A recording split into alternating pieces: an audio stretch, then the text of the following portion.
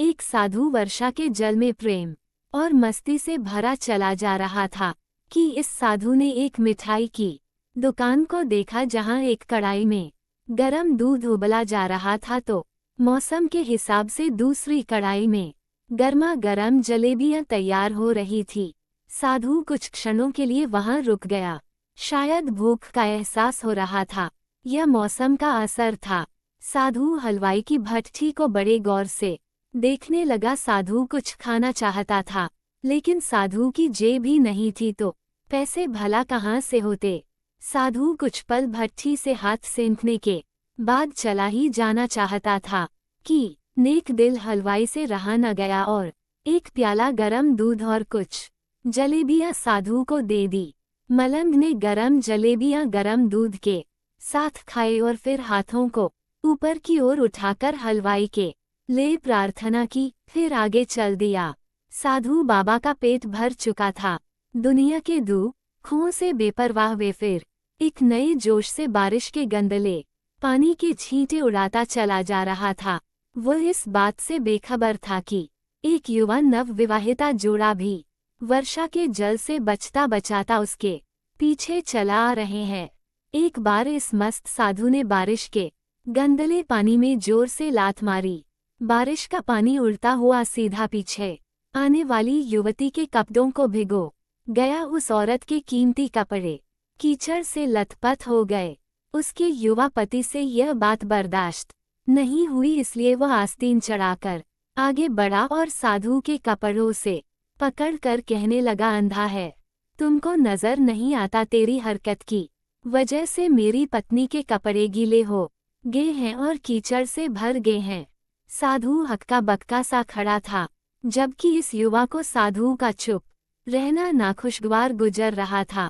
महिला ने आगे बढ़कर युवा के हाथों से साधु को छुड़ाना भी चाहा, लेकिन युवा की आंखों से निकलती नफरत की चिंगारी देख वह भी फिर पीछे खिसकने पर मजबूर हो गई। राह चलते राहगीर भी उदासीनता से यह सब दृश्य देख रहे थे, लेकिन युवा के गुस्से को देखकर किसी में इतनी हिम्मत नहीं हुई कि उसे रोक पाते।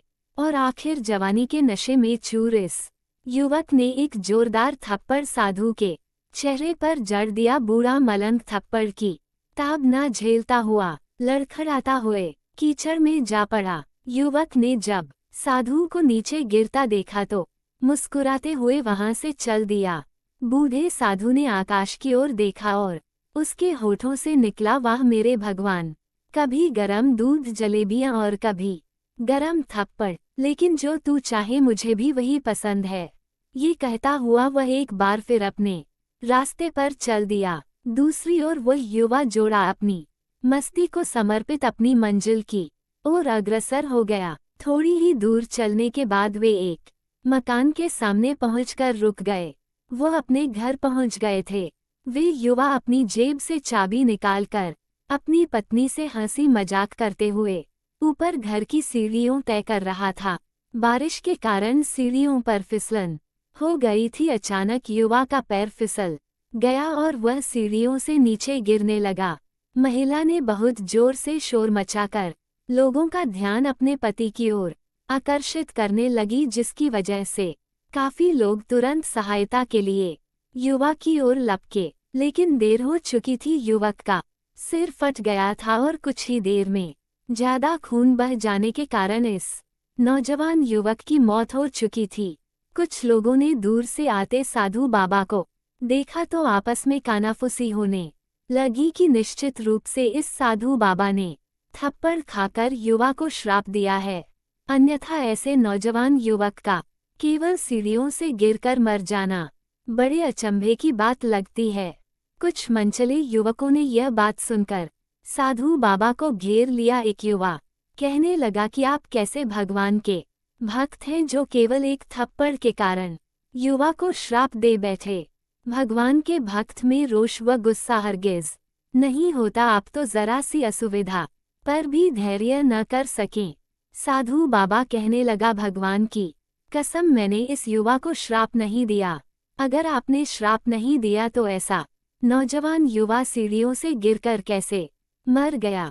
तब साधु बाबा ने दर्शकों से एक अनोखा सवाल किया कि आप में से कोई इस सब घटना का चश्मदीद गवाह मौजूद है। एक युवक ने आगे बढ़कर कहा, हाँ, मैं इस सब घटना का चश्मदीद गवाह हूँ। साधु ने अगला सवाल किया, मेरे कदमों से जो कीचड़ उछला था, क्या उसने युवा के कपड़े को दागी किया था? युवा बोला, नहीं, लेकिन महिला के कपड़े जरूर खराब हुए थे। मलंग ने युवक की बाहों को थामते हुए पूछा, फिर युवक ने मुझे क्यों मारा? युवा कहने लगा, क्योंकि वह युवा इस महिला का प्रेमी था और यह बर्दाश्त नहीं कर सका कि कोई उसके प्रेमी के कपड़ों को गंदा करे, इसलिए उस युवक ने आपको मारा। युवा बात सुनकर साधु बाबा ने एक जोरदार ठहाका बुलंद किया और ये कहता हुआ वहां से विदा हो गया। तो भगवान की कसम, मैंने श्राप कभी किसी को नहीं दिया, लेकिन कोई है जो मुझसे प्रेम रखता है। अगर उसका यार सहन नहीं कर सका तो मेरे यार को कैसे बर्दाश्त होगा कि कोई मुझे मारे? और वो इतना शक्तिशाली है कि दुनिया का बड़े से बड़ा राजा भी उसकी लाठी से डरता है। उस परमात्मा की लाठी दिखती नहीं और आवाज भी नहीं करती, लेकिन पति है तो बहुत दर्द देती हैं। हमारे कर्म ही हमें उसकी लाठी से बचाते हैं।